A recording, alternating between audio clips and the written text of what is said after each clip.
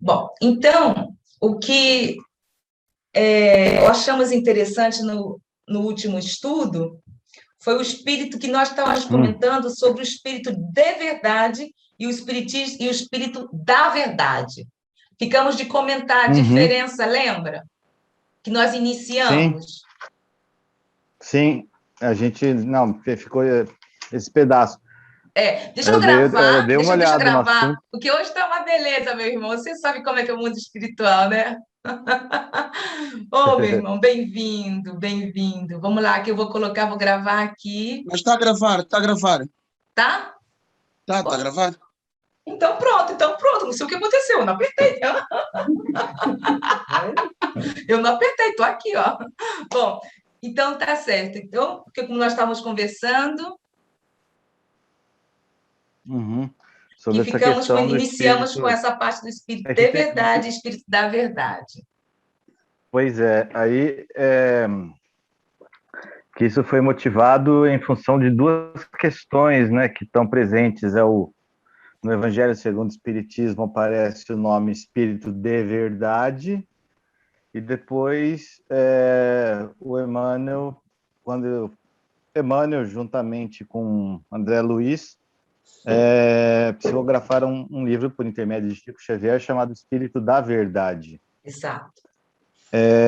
Aí a gente tem que lembrar um pouco aquilo que Kardec escreveu na introdução da obra do Evangelho segundo o Espiritismo, que aquilo que estava acontecendo com o Espiritismo naquela época, no tempo de Kardec, e tanto aquilo que estava acontecendo com o Evangelho segundo o Espiritismo, que ele fala assim que a lei evangélica não será mais letra morta. Dá licença, Sandro, por favor, desligue um dos teus microfones. Já está. Não, já estava com problema porque eu caí, já estava tudo bem. Tá, obrigada.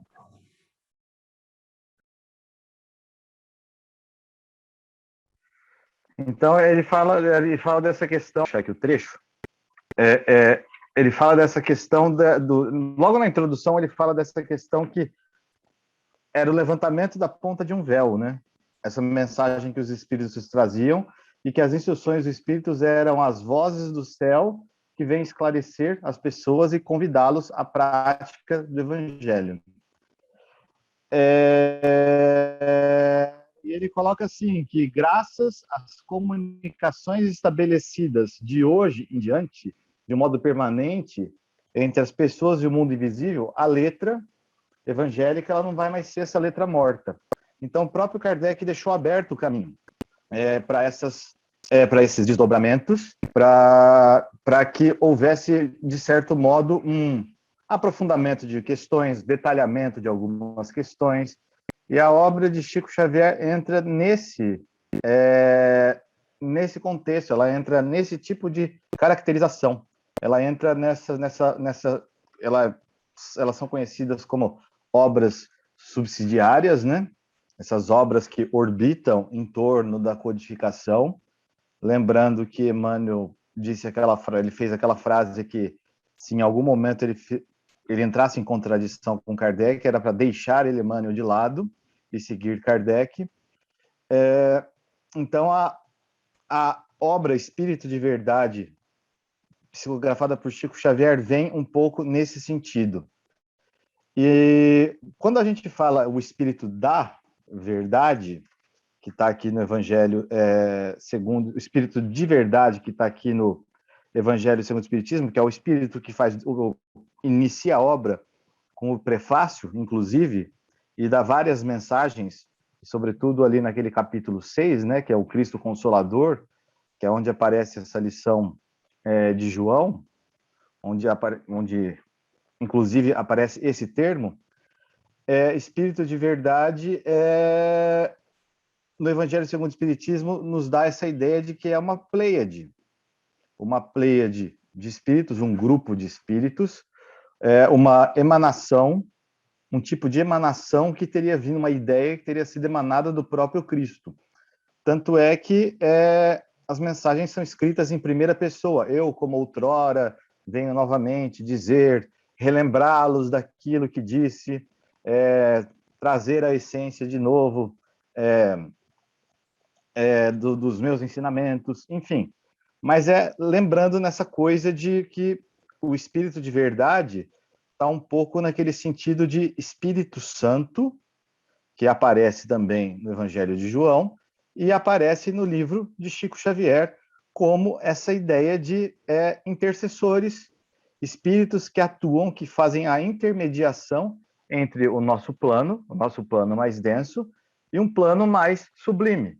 Então, as ideias vão descendo e vão sendo aclimatadas até que elas se tornem palatáveis ao nosso entendimento. Então, o espírito de verdade seria essa emanação, essa ideia, essa essência que teria sido emanada do próprio Cristo e sendo trazida, como se fosse por mensageiros. Antigamente, no Império Romano, existia, quando se falava das redes de comunicações no Império Romano, que foi uma das redes de comunicações mais eficientes da época, né? Talvez superada somente só no século XIX, quando surgem novos meios de transporte, enfim, aquela coisa toda. O que existia? Existiam pontos de apoio a cada 30 quilômetros, com cavalos e com cavaleiros, pessoas para montar aqueles cavalos. Então, eles sabiam que o cavalo conseguia caminhar numa velocidade, em sua velocidade máxima, a gente pode dizer assim, por 30 quilômetros. Depois o cavalo praticamente arriava. Ele chegava no nível de estafa. Então, para as mensagens circularem de maneira rápida, levava-se um cavaleiro e ia passando para o outro, como se fosse uma corrida de revezamento. Então, ia de um ponto a outro, 30 quilômetros, aí lá já tinha um cavalo pronto, descansado, com outro mensageiro que pegava aquela mensagem e seguia adiante. Então, com isso, o Império Romano conseguia garantir essa coesão e até a questão do controle do Estado, a organização. Tanto é que Emmanuel falou da organização romana, que ela era, grosso modo, assim, em termos materiais, para aquele tempo, era uma grande evolução e algo que teria caracterizado aquilo que a gente chama de maioridade espiritual, naquele momento. Quando a gente fala dessa mensagem que vem do alto, a gente tem que fazer uma analogia um pouco parecida. Seria válido nós pensarmos assim, como uma mensagem que foi emanada de um plano superior, que nós não conseguimos, nós não temos assim uma capacidade ainda de entender ele em sua plenitude, mas que ela foi sendo passada se analisar o exemplo, dentro do limite. Então, está no nível alto aqui. Então, chegou até um limite, no limite de compreensão, aí ela passa por uma aclimatação aqui, aí esses espíritos passam essa mensagem para o patamar abaixo. E vai seguindo essa até chegar a nós. Só que mantendo a essência. A aclimatação, na verdade, ela altera a forma, ela adequa essa questão da forma da mensagem, mas mantendo a essência. Então, o espírito de verdade está ligado a isso. Seria essa emanação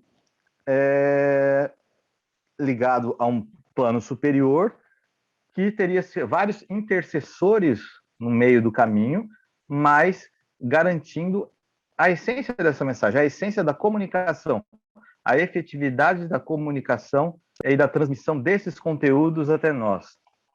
Quando a gente fala em Espírito da Verdade, que já é uma obra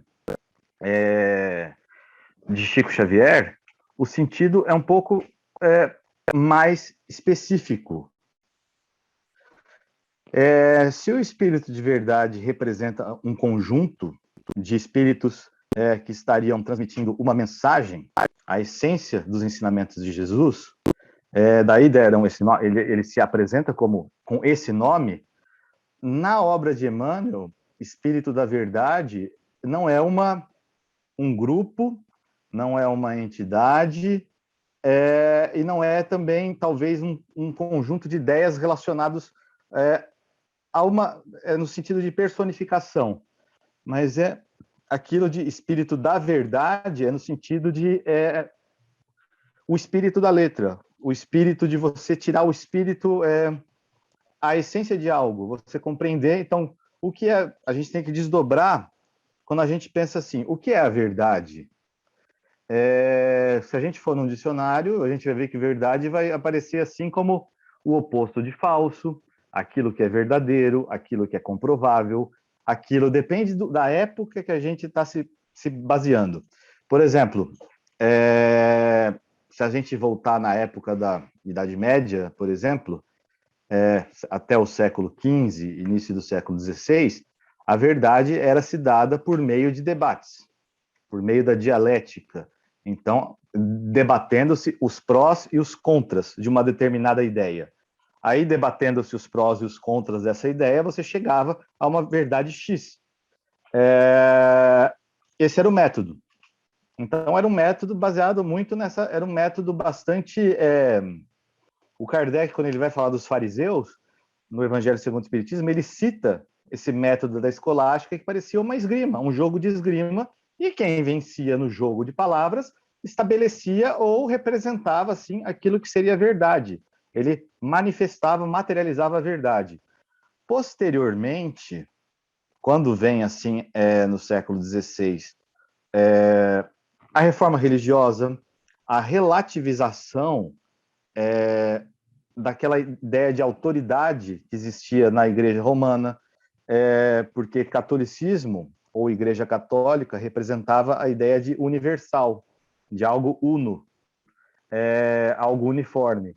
Então, quando se cria uma alternativa religiosa a isso, quando se libera, dentro do espectro protestante, a livre interpretação da Bíblia, você começa a criar, relativizar isso que era até então tido como a verdade ou um parâmetro de verdade. Então, começam a se estabelecer verdades, as mais variadas. A ciência moderna, ela adquire corpo aí. No século XVII, para estabelecer uma verdade científica, se usava a matemática, a geometria, sobretudo. Então, eles buscavam fazer fórmulas matemáticas e geométricas até, para definir o que seria verdade ou não, porque naquela época teria ocorrido o que a gente entende de crise dos sentidos.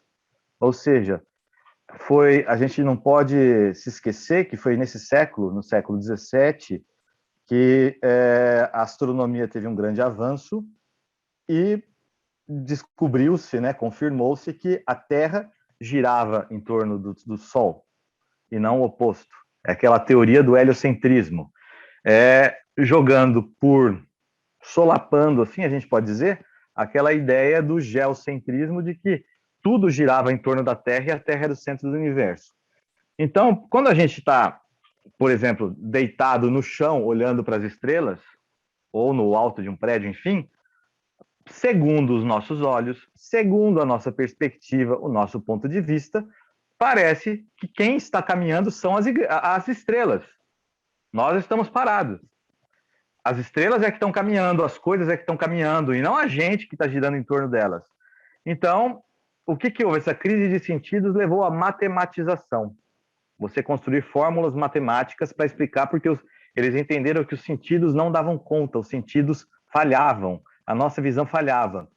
Quando se descobriu que a Terra era redonda, no século anterior, a descoberta da América foi uma comprovação prática, empírica disso, aquela coisa de que você vê um navio no horizonte e quando dá mais ou menos 33 quilômetros ele começa a desaparecer, que é o ângulo da inclinação da Terra, eles tinham a concepção de que a Terra era plana. Eles não sabiam da lei da gravidade. A lei da gravidade esperaria Newton no final do século XVII para trazer essa lei.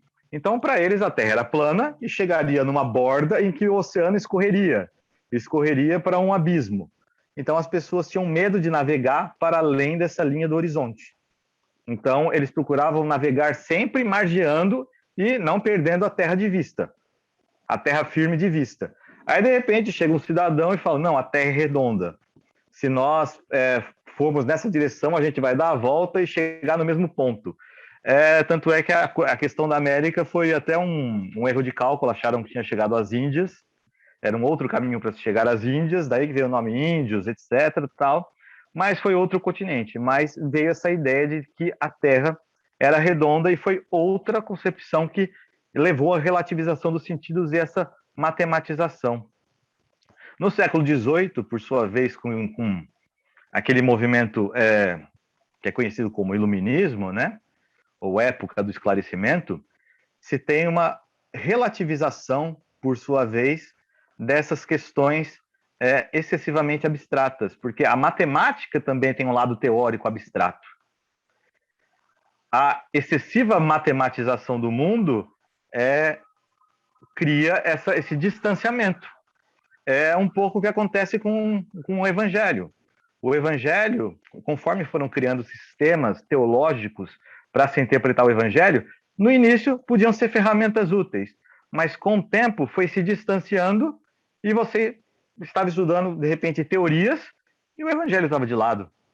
As discussões de fulano, o ponto de vista de fulano, de Beltrano, contra, mas você fala, mas e o que estava escrito no texto? Isso aí já tinha se distanciado. Então, o que acontece no século XVIII é voltar um pouco para a realidade, voltar um pouco para a questão do mundo sensível, mas sobre novas bases. Agora, com aquela base matemática, aquela base científica, então você observava a realidade, a partir da observação dessa realidade, você buscava leis matemáticas para entender isso e comprovando, mostrando que era universal, aí se estabelecia um fundamento, se estabelecia uma premissa como verdadeira. Kardec usou isso aqui no Evangelho segundo o Espiritismo, quando ele fala da universalidade da comunicação dos espíritos. Então, ele fez o que se fazia mais ou menos na física. Quando a lei da gravidade é essa ideia de que se você soltar um objeto no mesmo peso, etc., aquela coisa na mesma distância, vamos supor uma bolinha de gude, ou vamos supor um relógio, qualquer coisa, um livro, a 1 metro do chão, o livro peso tal, ele vai levar uma fração de segundos para cair, tanto aqui, quanto no pico do Everest, quanto na Índia, quanto na China, esse tempo será o mesmo. Aí se estabelece uma lei. O que o Kardec percebeu é que, apesar da variabilidade das comunicações, em termos geográficos, temporais, nem todas foram divulgadas ao mesmo tempo, ou chegaram a ele ao mesmo tempo, e sem um médium saber da existência do outro, existiam ali princípios em comum. Princípios em comum que permeavam todas essas mensagens. Aí ele usou desse critério científico da universalidade, de buscar o que havia de comum, o que havia de concordante naquelas mensagens. Esse é um critério de validação. Você buscar a convergência, buscar a unidade, buscar a similaridade entre as coisas. Então, a gente vê que a noção de verdade, ela varia. Ela varia no tempo, ela varia no espaço, e quando surge essa ideia do espírito de verdade, a gente tem que pensar que essa entidade ou esse grupo de entidades que estão trazendo uma mensagem, comprometidos com uma mensagem, comprometidos com uma essência. O livro de Emmanuel, o Espírito de Emmanuel André Luiz, Espírito da Verdade, é um desdobramento. Ou seja, a gente entende verdade como algo que não é o oposto de falso. Verdade, assim, Emmanuel já parte da premissa que Kardec trouxe a verdade. O Espírito de Verdade trouxe a verdade. E a preocupação dele é desdobrar isso. Então, ele vem trazer mensagens ou complementos acerca dessa verdade. Aí, o Espírito da Verdade. Daí tem um pouco essa ideia. É uma diferença sutil, mas como é que a gente pode dizer? Ele é um agente que traz a mensagem, ele faria o papel de um sujeito. No livro de Emmanuel, o Espírito da Verdade, nós temos um objeto de análise. e não um sujeito.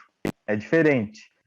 Então, para Emmanuel, dentro dessa perspectiva de espírito da verdade, ele está tentando buscar o sentido, desdobrar melhor, detalhar pontos que estavam, talvez, ou genéricos, ou ainda passíveis de serem melhor explicados. Então, o espírito da verdade é isso, é uma ideia de concordância com aquilo que já havia sido estabelecido, mas trazendo mais elementos da essência daquilo, dessa verdade. Eu não sei se fica claro essa questão, essa concepção. Eu queria ouvir um pouco vocês dessa ideia de espírito. Mais ou menos. Oi, tá. Porque Tá. eu fiquei ainda fora Falhou. da verdade, não sei se fiquei fora da verdade ou dentro de verdade. Né? Porque eu fui buscar também no dicionário Não, é que a gente... o espírito de A a Z. Então, quando nós temos aqui as várias, como Campetti, a sua equipe diz sobre verdade, que você sabe, né? Você conhece, tem vários significados que se refere à verdade, né? Tem vários. Tem vários. Que a verdade então, tem assim, vários. Eu falar, a verdade é variável.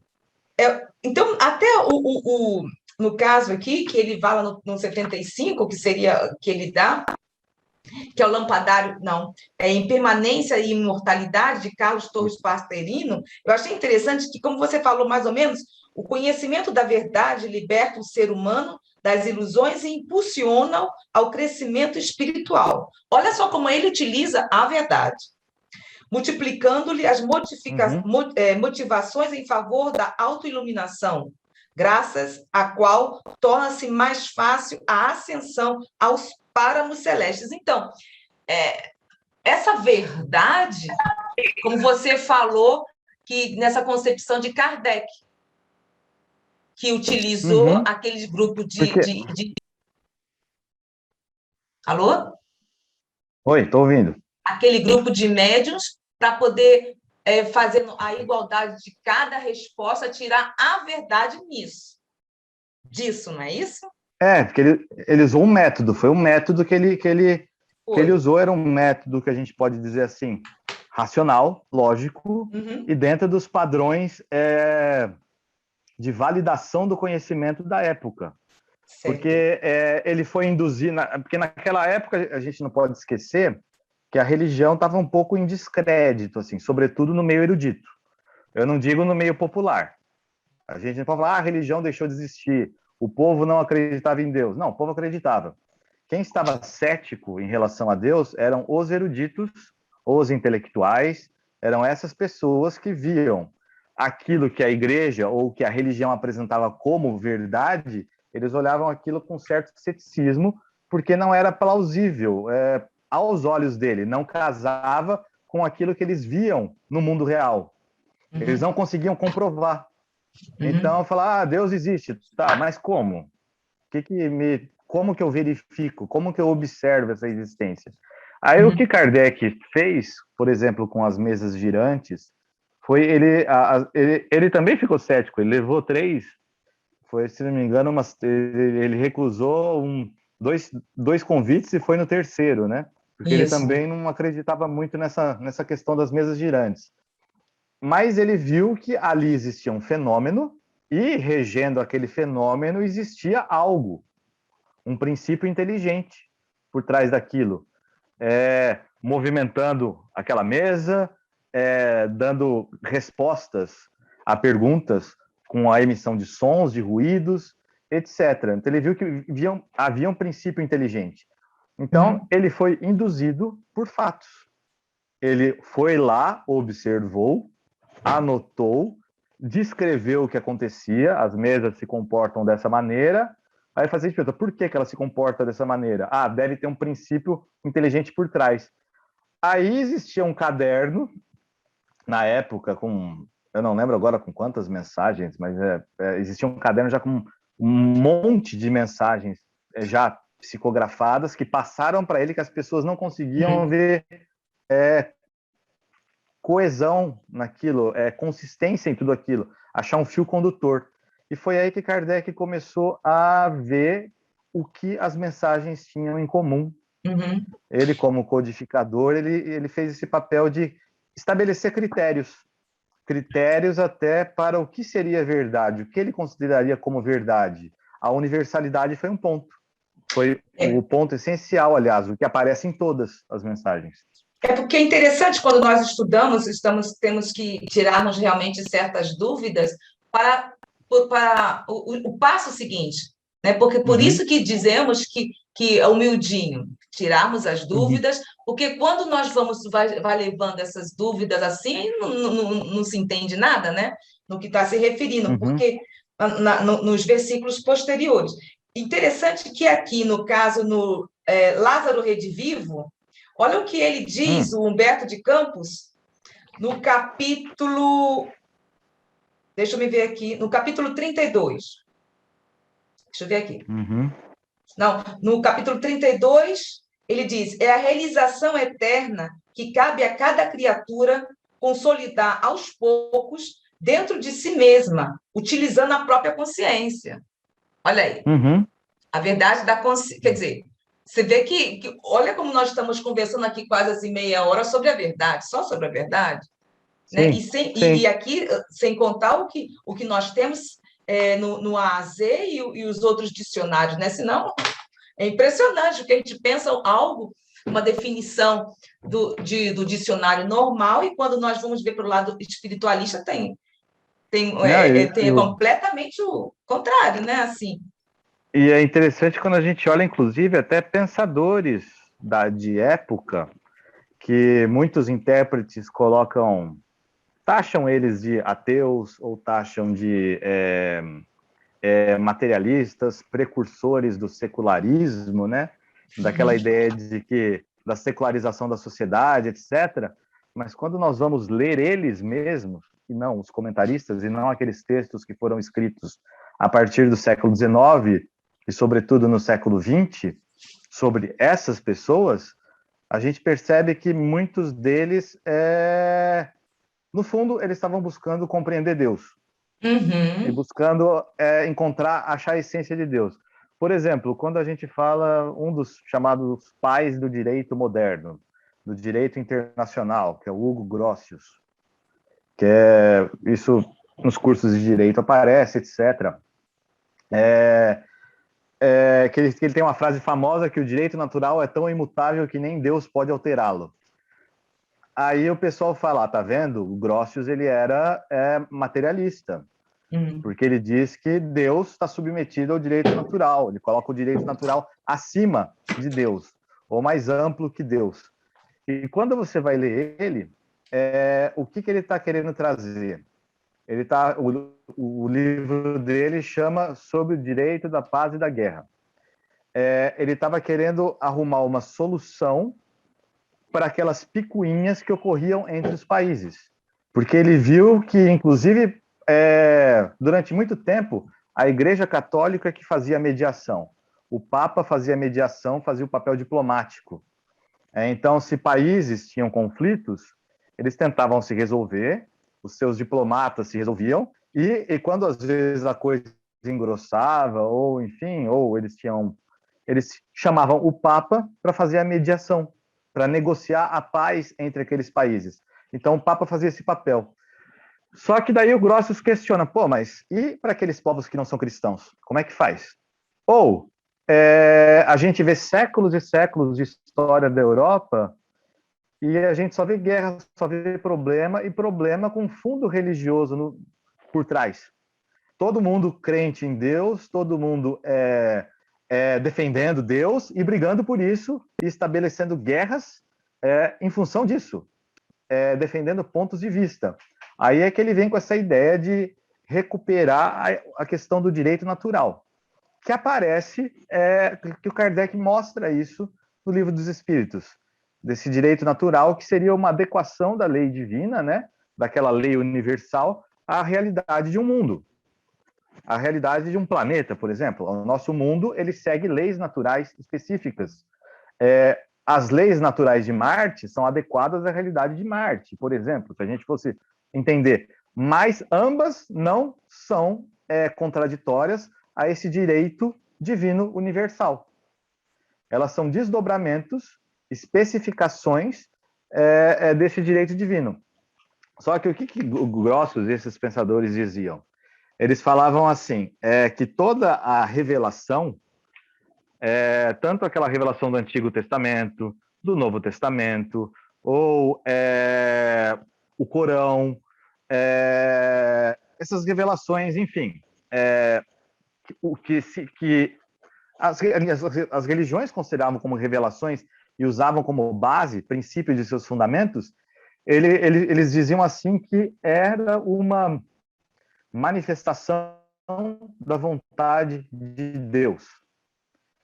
Então, o que esse pessoal dizia? Eles, para tentar diminuir a confusão, eles fizeram assim, bom, o nosso mundo é regido por leis naturais, universais, desde a criação. Foi criado por Deus, etc., ou por um ente superior, para não dar confusão, o nosso mundo foi criado. Desde a criação existiam leis, e essas leis estavam de acordo com a verdade, essa verdade imutável.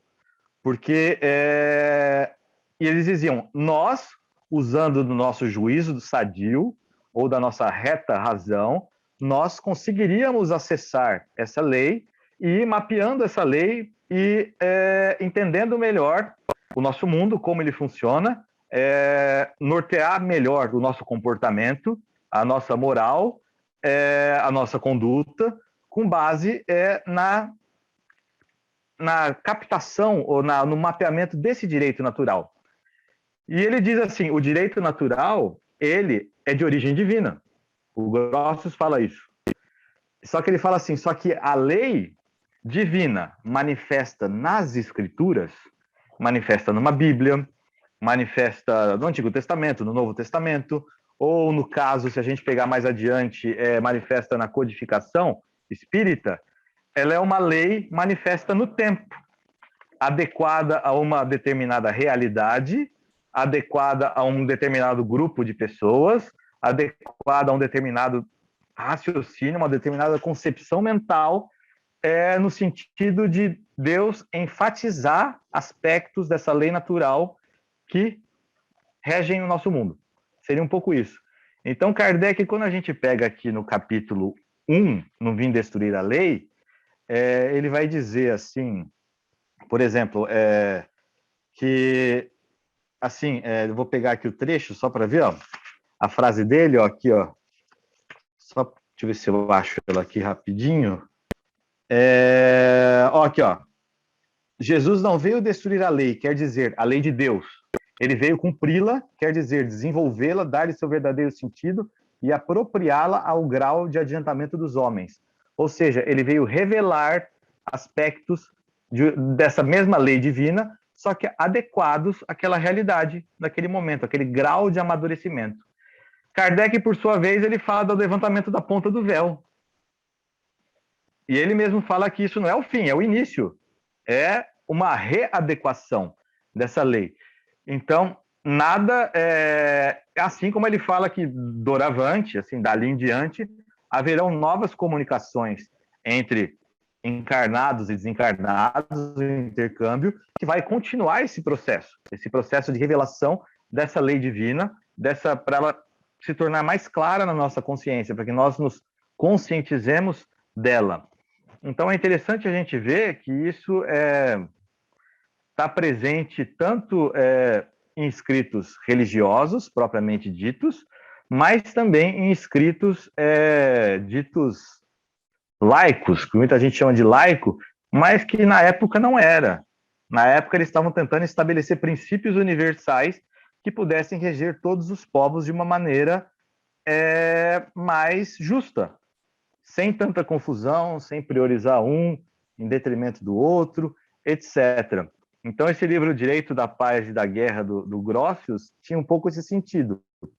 O Kardec ele vem fazer uma coisa parecida também com isso. Ele vem detalhar, com essas mensagens dos espíritos, ele vem detalhar ou redetalhar, né, trazer novamente, trazer à tona de novo, a essência de uma verdade que já estava ali, que já vinha sendo desvelada ao longo dos séculos. Na tradição cristã, a gente pode dizer desde Jesus, e Jesus, por sua vez, detalhando aquilo que já havia no Antigo Testamento. Mas tudo isso está ligado a essa ideia de verdade. Mas isso para a gente ver que, apesar das mudanças e das concepções que a gente tem, dos parâmetros que a gente estabelece para definir o que é verdade, a gente vê que o compromisso com ela está sempre presente. Quem está envolvido nesse processo está buscando essa verdade, está buscando, para ele aquilo faz sentido, para as pessoas da época aquilo faz sentido. Para nós, quando a gente vai hoje em dia olhar um texto do Antigo Testamento, a gente fala, nossa, mas está estranho, está uma linguagem estranha, não bate, eu não consigo identificar, é muito alegórico, é muito místico, é muito... Por quê? Porque foi um detalhamento dessa lei divina, dessa lei natural, ao grau de adiantamento de compreensão daquelas pessoas. Uma metáfora que eu costumo brincar, assim, que eu falo, é aquela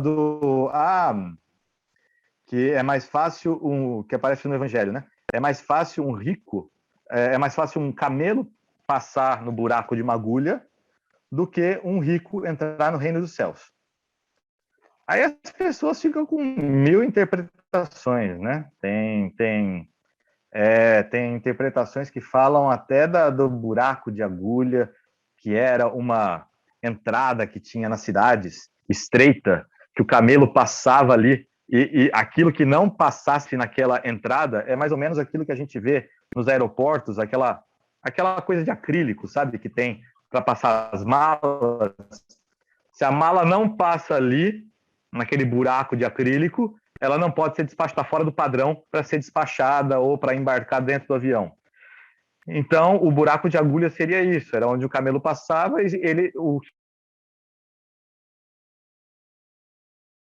dentro daquele buraco, daquela que dizem que era nesses muros das cidades. Mas isso é uma interpretação. É a interpretação que os estudiosos, os eruditos levantam, são hipóteses que eles levantam.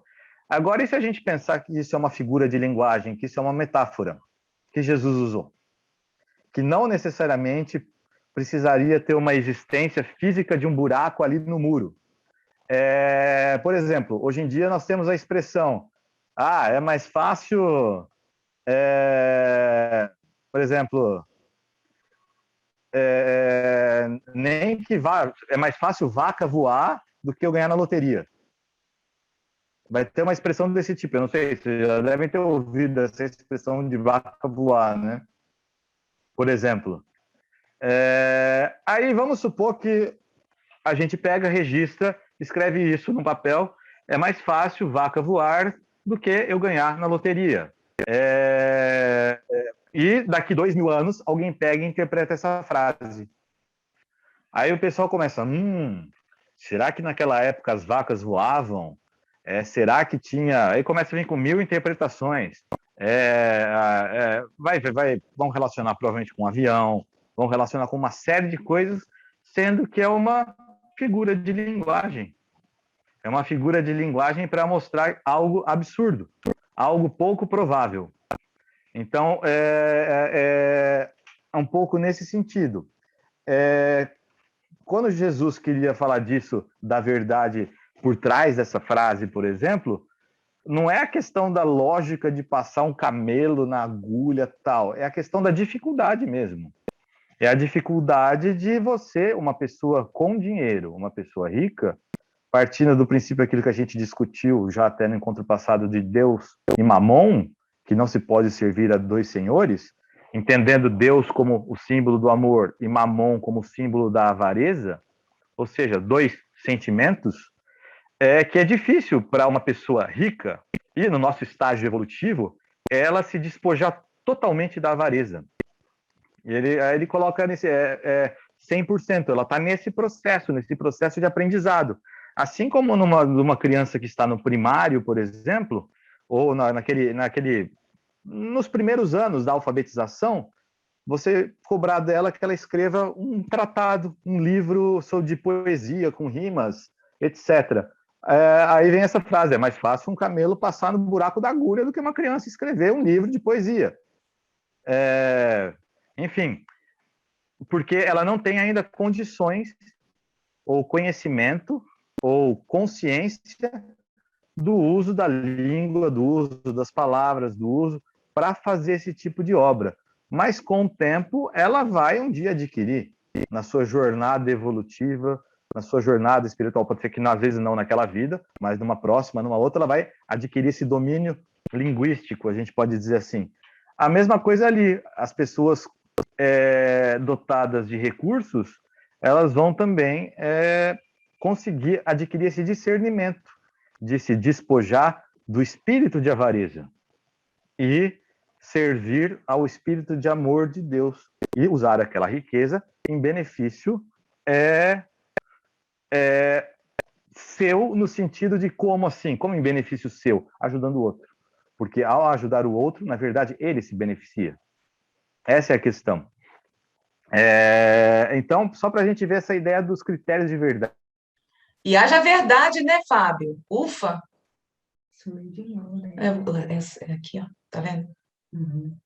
Aqui, a nossa internet está bem. Aí a Caiu? diferença dele. Está oscilando às vezes, está oscilando. Alô? Caiu, voltou? Agora, está oscilando. Pronto, voltou. Então, aí é para a gente ver a questão. Aqui, tá vendo? Para a gente ver essa questão de verdade, como ela é variável. Então, quando a gente pega essa frase do camelo, por exemplo, e joga é mais fácil vaca voar, a gente não entende? Não fica. Fica bem assim. Inteligível, palatável e até uma coisa boba para nós. Se Jesus chegasse, é mais fácil vaca voar do que um rico entrar no reino dos céus. Você fala, caramba, entendi a frase. Entendi bem. Ficou claro. Agora, se chegasse para aquelas pessoas 2 minutos atrás, é mais fácil vaca voar do que um rico entrar no reino dos céus. Você ia falar, quê? Então, a questão da agulha, a questão porque ele estava lidando com pescadores, os pescadores faziam com essas agulhas, faziam as suas redes, ele estava lidando com esse público, ele usou um elemento que esse público conhecia. Então, ele olha, por exemplo, vamos supor que ele estava ali nas margens do lago de Genezaré, estava sentado ali em cima de um barco, ele olha uma rede, ele olha uma agulha e fala, tá vendo essa rede, essa agulha? É mais fácil um camelo passar por essa agulha do que um rico entrar no reino dos céus. A coisa era bastante material, a compreensão era bastante material. E a mesma coisa a gente fala hoje, é mais fácil uma vaca voar. Mas daqui 2000 anos, uma frase dessa, a vaca voar, vai soar como um absurdo. Enfim, porque ela está adequada ao nosso grau de entendimento, ela está adequada à nossa linguagem coloquial, ela está adequada aos nossos referenciais. Enfim, mas se a gente olhar a verdade que está por trás dessas palavras, por isso que falam, todos esses espíritos chamam, não se atém à forma das palavras, não se atém à fraseologia, não se atém a esses detalhes, pega o espírito, pega a essência. Aí quando você pega uma frase dessa, qual é a essência? Qual é a verdade por trás disso? Você trazer uma ideia de dificuldade, uma ideia de algo absurdo, a ideia de algo pouco provável, a ideia do improvável. Aí quando a gente fala, o camelo passar na agulha representa improbabilidade, algo improvável, algo pouco plausível. A gente consegue transpor para outras realidades. Às vezes não é detalhando, a agulha, olha só a agulha, tal, olha o camelo, o tamanho do camelo, quantos quilos ele passa, não passa, tal. Não, é você entender o que está por trás, qual é a mensagem que ele queria trazer. Essa ideia de algo pouco provável, de algo difícil, de algo quase que irrealizável. E trazendo para os nossos dias, a gente pode usar essa metáfora da vaca voar e outras, né? E outras metáforas, enfim. E revendo, né, o que Oi? nós havíamos comentado, para quem não assistiu, como o Sandro, fique, tudo isso porque para estar explicando. Cadê o Sandro? Tá aí? Sandra, acho que ia sair. Ô Maria Helena, que estávamos falando sobre o versículo 16 e 17, no caso. É o Espírito da verdade, que o mundo não pode receber, porque não vê nem o conhece. Vocês o conhecem, porque ele habita em vocês e estará em vocês. Né? Então, a própria... vai lá. Porque nós, porque nós nos contextualizamos, não é? É a ideia de consciência. A Exatamente. gente tem a lei de Deus gravada na nossa consciência. Está ali. O germe está ali. É aquela ideia da parábola do semeador. Todos nós recebemos a sementinha em algum momento. A gente tem a sementinha. Só que o nosso coração, Emmanuel fala, e o próprio Cristo fala, quando ele comenta, que o nosso coração é a terra. Só que nós estamos em níveis, as nossas terras interiores, né, o nosso coração, ele varia. Tem pessoa que está ainda com um terreno pedregoso dentro, tem pessoa que está com cheio de espinheiro, aquela terra ocupada com outras coisas. A terra produz, mas produz espinheiro, e a hora que a semente cai, a semente sufoca. O que seria esse espinheiro? Esse espinheiro seria os nossos valores, aqueles valores que a gente teria que trocar, teria que mudar, aquele valor ligado à ideia de homem velho, que deve morrer para dar lugar ao homem novo. Então, por exemplo, vaidade, ambição, orgulho, egoísmo, esses são os nossos espinheiros que estão tomando conta dessa nossa terra. Enquanto o nosso coração tiver ainda denso e tiver, como é que a gente vai, com essas escamas desses sentimentos, essa semente que está ali não consegue brotar. Aí, por isso é que tem a metáfora que a gente tem que arar a nossa terra. Pegar o arado, pegar a chamão na charrua, etc. Arar a nossa terra interior, arar o nosso coração, trabalhar essa terra, colocar em prática para tornar essa... Ou seja, a gente tem que tirar as ervas daninhas. O que são as ervas daninhas? Os nossos maus hábitos, os nossos maus comportamentos, os nossos vícios. Não é cobrado que a gente identifique tudo nessa vida, ou tudo de uma vez. Mas a gente, às vezes, toma consciência de um determinado joio que está junto ali. Então, a gente, eu já identifiquei esse joio, então eu tenho que tirar. Às vezes, a gente passa a vida para tirar um determinado tipo de parasita que está em nós, na nossa terra interior. Uma planta que está ocupando e está prejudicando o nascimento da planta boa, da planta útil. Dentro do nosso processo evolutivo, aí é que está. O que hoje é erva daninha, lá atrás foi uma erva boa. Dentro daquela etapa do instinto, o egoísmo é algo quase que inerente.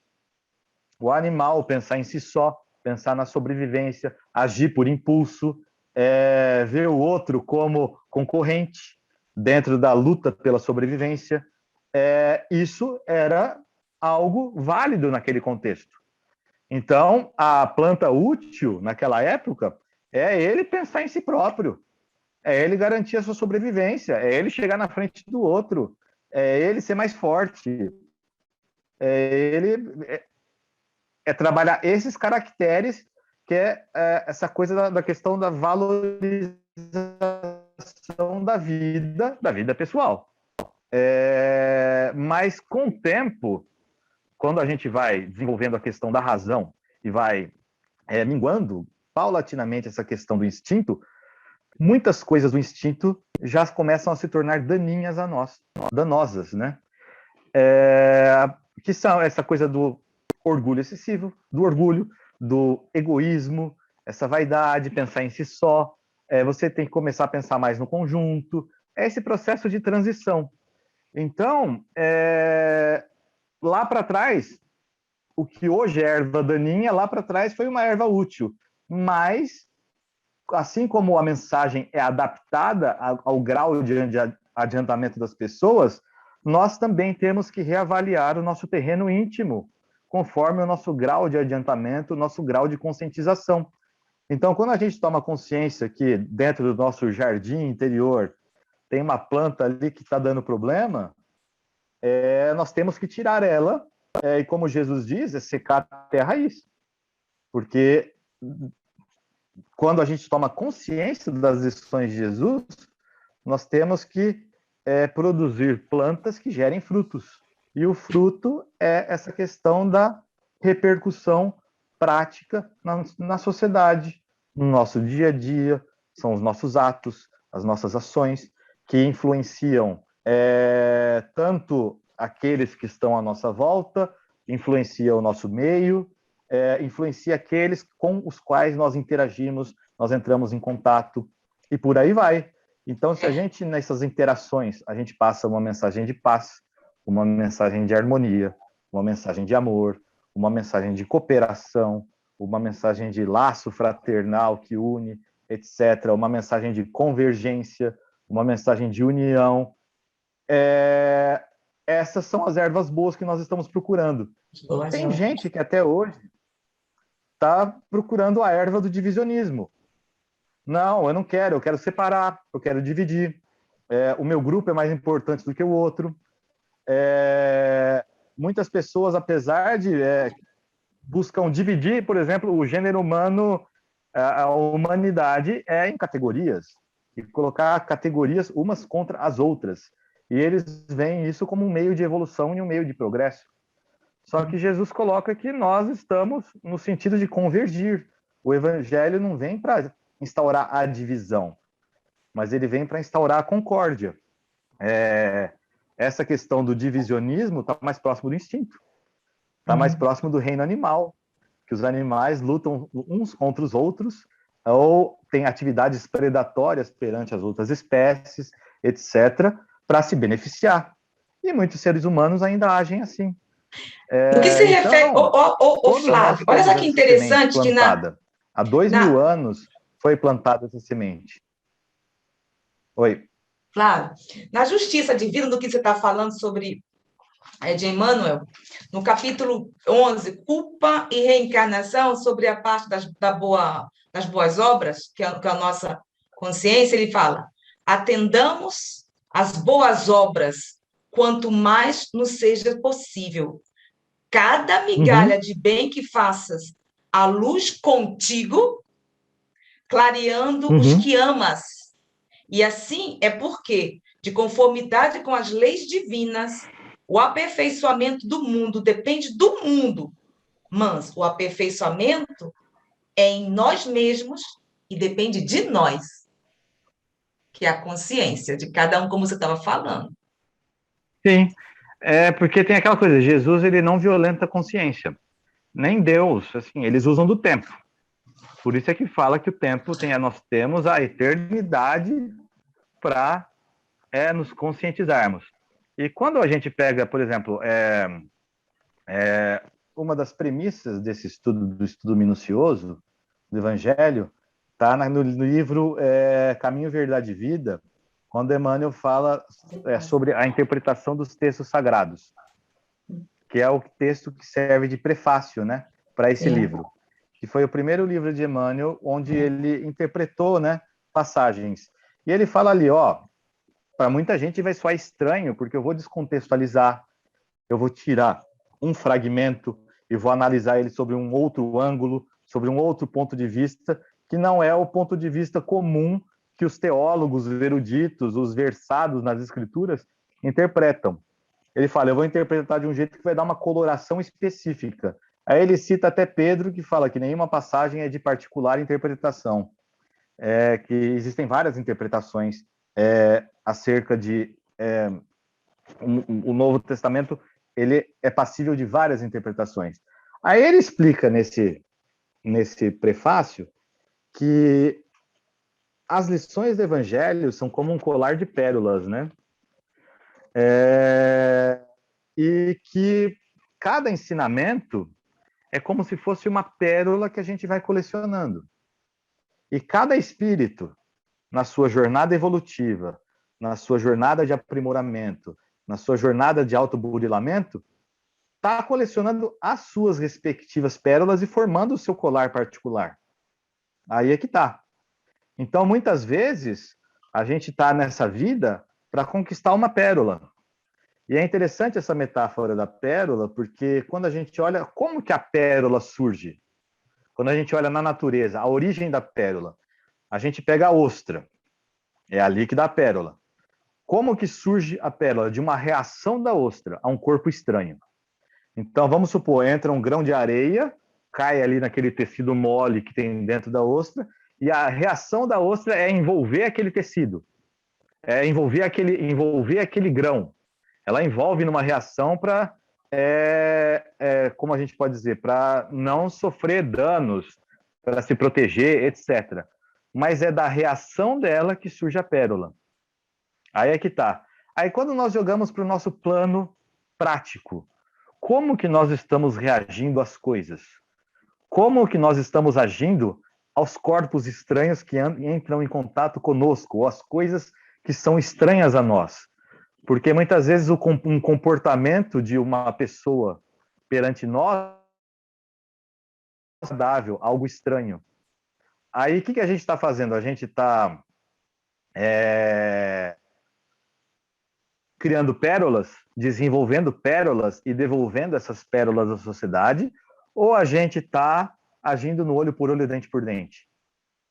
Essa é a questão, porque a ostra recebeu um grão de areia, recebeu uma impureza, algo do tipo. O que ela devolveu para a natureza? Uma pérola, que é algo completamente diferente, é algo belo, é algo que tem a sua especificidade, tem o seu valor, enfim. E nós a mesma coisa. Como que nós estamos devolvendo aquilo que acontece com a gente? A gente está devolvendo na mesma moeda ou a gente está caminhando aquela milha a mais, né, como se diz? A gente está não só agindo da maneira não esperada, a gente está agindo de uma maneira diferente e caminhando essa milha a mais, conforme Jesus nos pede. Então, é um pouco isso. A gente está aqui formando esse colar de pérolas. Então, cada um está passando por uma dificuldade. Cada um sabe a dor que sente perante algo que desagrada, algo que, para alguns, é a questão financeira, para outros é a incompreensão perante o outro, vinda do outro, para outros é as diferenças com uma pessoa específica. Enfim, as dificuldades são várias. Mas é assim, como que nós estamos reagindo perante isso? Nós estamos devolvendo na mesma moeda para a sociedade ou com aqueles com os quais esse problema tem relação, né? Ou nós estamos criando pérolas em nós? Devolvendo, agindo de uma maneira mais bela. A gente pode dizer assim, dentro desse princípio da lei de amor, da lei de harmonização, dessa lei que converge, porque o evangelho ele tem esse sentido de não é para ser discutido, ele é para ser assimilado, é para se conversar. O evangelho é como um instrumento de união entre nós e não um instrumento de divisão. Então, para nós é isso, essa pérola aqui. Então, muitas vezes a gente está aqui para colecionar uma pérola nesse colar. E a jornada evolutiva prevê um colar de pérolas. A gente vai colecionando essas pérolas. Então é interessante isso que está no prefácio. É uma frase curtinha que está lá. É óbvio que não tem tudo isso que está explicado, mas dá essa ideia do colar de pérolas que cada um vai colecionando. E Emmanuel fala, cada ensinamento do Cristo dentro do ângulo de aprendizado que aquele espírito está passando, porque a gente sabe que a gente lê, conforme a gente lê as lições, a gente lê os livros, a gente lê em função daquilo que a gente está passando. Então, cada lição do Cristo, ela tende a um determinado ângulo da vida daquele espírito. Então, para um, ela pode ter um efeito X e para o outro ter um efeito Y. Aí é que está, é de acordo com o grau de conscientização daquele espírito. Mas, se ele está nesse sentido do autoburilamento, ele coleciona essa pérola. Pode ser que depois, em cima da mesma lição, ele pegue outra pérola. Tem isso também. Então, é interessante a gente ver que aí junto com aquela ideia que nenhuma passagem é restrita a uma interpretação particular. Todas as lições de Jesus adaptam-se a uma circunstância de nossa vida. Sempre é útil. E vai ser útil agora, vai ser útil daqui 1000 anos, daqui 2000 anos, porque ela está de acordo com essa verdade, com essa ideia de verdade universal. Eu não sei se ficou claro essa questão da pérola, enfim, que a gente estava dizendo. Sim, mas porque também é interessante se nós vermos na coitadinha da outra, meu Deus do céu, sobre essas impurezas e colocarmos também Oi. como se fosse. Está escutando? Ele está. Travou aqui, está vermelho também. Estou aqui, tá, que dá Tá umas pronto. falhas às vezes. Porque a internet está fraca. Agora voltou, que agora está melhor, está amarela. A internet, pronto. Então, no que se refere também ao que você falou das impurezas, que a ostra vai Oi. e absorve, e aos poucos vai formando a pérola, também são os sofrimentos, né, entre aspas, que ela sofre. E que nós também temos que nos adaptamos e superando para que possamos também olhar esses sofrimentos futuramente como pérolas de autoconhecimento para nós. Sim, porque na verdade assim, porque para nós assim, o colar de, porque quando você usa uma pérola, não é um colar de pérolas, não é algo bonito? Não é algo que, olha só o meu colar, é como se fosse uma conquista. Exatamente. Olha, eu consegui, olha só o meu colar de pérolas, tal. É um pouco isso, é o colar das suas conquistas, Exatamente. das suas conquistas do coração. Então, todo espírito tem o seu colar de pérolas, com as conquistas. E a gente não pode dizer que isso aí é vaidade, mostrar esse colar. Não, não é. Porque é como se fosse uma... É o que mostra no que a gente já está habilitado, no que a gente já está, digamos assim, com as arestas aplainadas.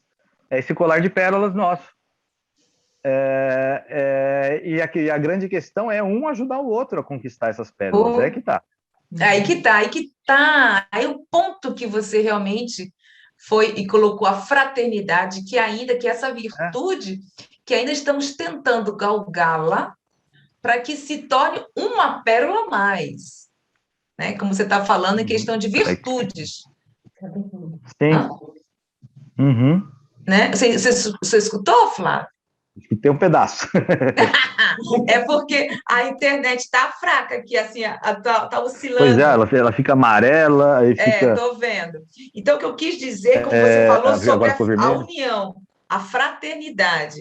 E isso não é fácil. Veja só que nós estudamos, né? E porque cada um tem as suas verdades, né? Sim. E colocá-la assim, para que seja o todo, se tornar uma pérola. Por exemplo, porque cada um olha para si, né? Se a gente pegar aqui o item notícias históricas do Evangelho, na introdução, a hora que fala dos fariseus, vai dizer que são esses doutores que tinham intermináveis disputas teológicas em questão de forma, em questões de palavra, nessa coisa. E era uma das seitas mais influentes, etc., e ativa nas controvérsias, né, nas práticas exteriores. O Kardec ele faz uma síntese aqui. E eles se viam como inimigos das inovações, da verdade absoluta, e o que não era convergente com aquilo que eles acreditavam, eles excluíam e combatiam. E puniam, lapidavam, né? Era uma prática da época. Foi o que aconteceu assim com Estevão, inclusive. Kardec aqui ele deixa bem essa questão. E olha só, fariseu vem da ideia de divisão, separação. Então, quando o Emmanuel fala dos fariseus e que o fariseu ainda vive no nosso dia, é porque o espírito da divisão e da separação ainda está presente em nós. E a gente tem que trabalhar exatamente o oposto, o espírito de união, o espírito de fraternidade. Tem uma mensagem no livro Pão Nosso, se não me engano, a lição 40, que chama Fé. Que ele vai dizer, a fé é planta viva. É planta viva E o coração humano é como se fosse tão receptivo quanto a terra. Ele vai dizer uma coisa assim, e que No a fé capítulo não 40, nasce em preparação? miraculosamente no nosso coração. Em preparação, no capítulo 40, pão É, nosso? o pão nosso é na fé, não é? Não, ou no Não, vinha de luz, 40, é um dos dois. o 40 É o vinha de é luz, então. É o vinha vinho de de luz. luz? É, é o vinha de luz, então, lição 40. Chama fé.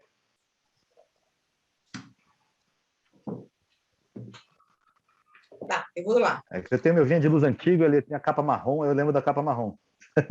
Tá, estou procurando, tá? Mas pode ser que enquanto isso eu procuro aqui, fé.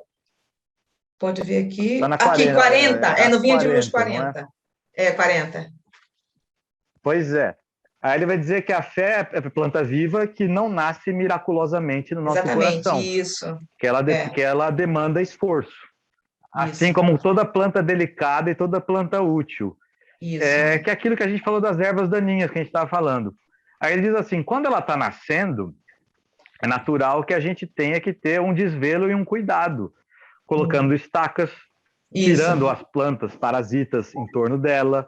A gente vai dando o direcionamento a ela, porque ela ainda é uma planta fraca, uma planta sensível. É igual quando a gente vai num gramado ou numa região com vegetação, a gente abre uma circunferência, tira toda aquela planta, deixa a terra exposta, aí cava ali o buraco e coloca a cerquinha em volta para aquela planta crescer. Porque senão a raiz daquela, se a gente jogasse simplesmente a semente, a raiz daquela grama que estava ali sufocaria, não deixaria aquela planta crescer, aquela planta penetrar mesmo na terra, aquela semente penetrar na terra. Então ele diz que a fé é algo parecido, que a gente tem que fazer isso. Isso. A gente tem que ter esse cuidado, esse desvelo, até ela se tornar firme, até ela se tornar uma árvore forte, que não precise mais dessas estacas e não precise mais desses cuidados assim tão intensos. Mas que cuidados são esses? Aí ele fala assim, como que a gente cuida da nossa fé? Aí ele fala, tóxico dos maus livros, as companhias não salutares, as conversas que não levam a nada, fofocas, as discussões. Ele vai dando uma série de exemplos. E a gente não pode esquecer que esse livro foi escrito, se não me engano, é nos anos 50, esse livro, dessa época. A televisão ainda não era muito divulgada no Brasil, não era. Estava chegando a televisão no Brasil. O rádio, existia o rádio, mas nem todo mundo tinha rádio. 51. 51. Se a gente traz para os nossos dias de hoje, onde que está o tóxico das coisas? Na palma da nossa mão com o celular. Ui, essa aí é cruel. Então, assim, o Emmanuel provavelmente não falaria o tóxico das redes sociais, o tóxico das redes sociais, o tóxico da internet, porque o nosso convívio é assim. A gente fica olhando a vida dos outros, os outros olham a nossa, a gente tem aquelas companhias que só faz a média, um curte a coisa do outro, mas curte meio não gostando, curte com aquela invejinha embutida, sabe? Só vou curtir para falar que eu curti, mas eu não gostei. Etc. Mas interessante até uma coisa muito estranha, Facebook, se vocês olharem, você divulga, fulano morreu, aí vem assim, fulano curtiu. Aí você fala, como assim? Fulano curtiu? Fulano morreu, mas para a gente ver a ferramenta como é um negócio estranho, é uma coisa que as pessoas fazem de maneira tão automática, que é para dar satisfação que viu, olha, eu vi sua notícia, só que quando você olha, fulano curtiu, e o outro morreu, você fala, caramba, como assim? Então para a gente começar a tomar consciência das coisas. Então, ao invés de chegar e curtir, não, pega e escreve uma mensagem, ô fulano, eu li, legal, tipo, meus pêsames, sinto muito pelo que aconteceu, tal, mas você não vai lá e curte. Por exemplo, só aquela coisa para constar, para inglês ver, vamos dizer assim. E são essas coisas que a gente vai se conscientizando, moldando os nossos atos, as nossas atitudes. Então, hoje em dia, teria uma série de coisas, não é só o tóxico dos maus livros, mas o tóxico por onde a gente acessa o conhecimento, por onde acessa informações, por onde a gente acessa a chamada verdade, que hoje em dia está tão comum falar em fake news, né? As fake news. Tá muito comum isso. Então, o tóxico dessas verdades relativas. Então, a gente tem que prestar atenção nisso, atualizar essa mensagem que ele trouxe para nós e a gente ter essa ideia de que nós temos essa planta frágil ainda dentro de nós e que nós temos que cuidar dela o tempo inteiro, constantemente, até que ela crie raízes sólidas, firmes. Quando criar raízes sólidas, firmes, a gente não vai se abalar mais. É mais ou menos o que aconteceu com Jesus, quando ele esteve entre nós. Ele era tentado pelos nossos problemas? Não.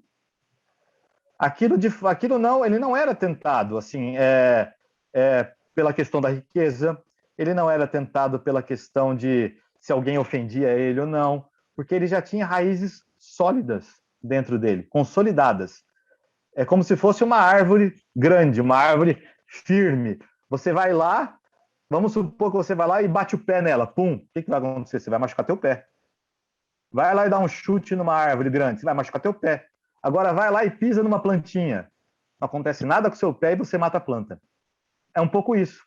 Então, enquanto a gente tem a plantinha, a gente tem que proteger ela, para que ninguém venha e pise ou para que nós mesmos não pisemos nela.